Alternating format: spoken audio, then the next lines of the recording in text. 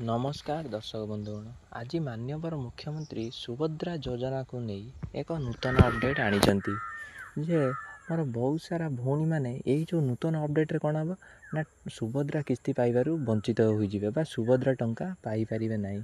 आसंतु आमे ये वीडियो रे आलोचना करिबा जे केउ माने यही जो सुभद्रा किस्ती सुभद्रा टंका पाइबार वंचित हेबे ताहा आलोचना करिबा। चलंतु डेरी न करी वीडियोटी को स्टार्ट करिबा।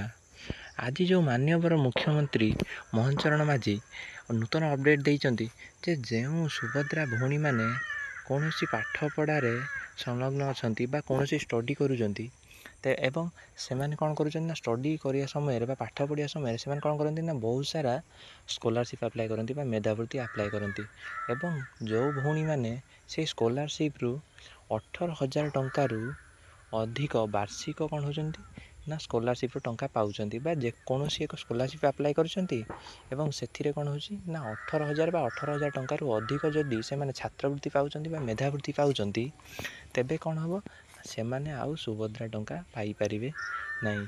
यह रहिला नूतन अपडेट। मु आउ थरे कहि रखुची जे जो भौणी मैंने कौन ना सुभद्रा योजना टंका पाउथिले एवं ता सहित पाठ पढ़ुथिले एवं से कौन करथिले ना मेधावृत्ति बा स्कॉलरशिप टंका अप्लाई करुथिले एवं से कौन होता ना बहुत सारा भौणी 18,000 20,000 टंकार अधिक कौन होते ना टंका पाउथिले स्कॉलरशिप माध्यम रे तेबे से ही भौणी मानकर कौन हम ना नाम सुभद्रा योजना कटि जावाक जाऊँगी।